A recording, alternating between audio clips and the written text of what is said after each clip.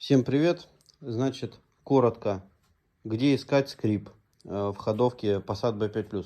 Если у вас при повороте руля или же на кочках, да даже когда вы сильно надавливаете, расшатываете машину, что-то очень так необычно скрипит, не как резинка, когда она так поскрипывает, вот, а именно как вот такой звонкий скрип.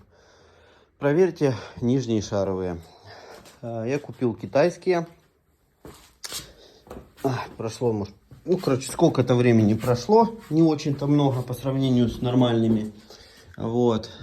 И, значит, ситуация. Вот это вот шаровый механизм, который на большом рычаге, он скрипит.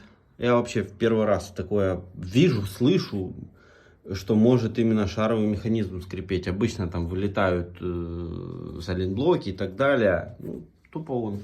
Вот здесь я уже поменял. Скрип был просто, как на телеге какой-то едешь. Здесь я назад поставил бэушный ТРВ, который еще с Германии приехал. То есть он сколько лет проходил, еще столько же проходит по сравнению с китайским вот этим шлаком. В общем, вот этот меняете рычаг. Сразу покупайте хороший. Вот я купил дешевый. И приходится теперь менять.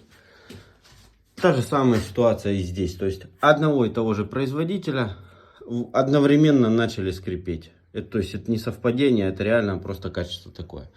Вот эти как бы что-то пока не скрипят.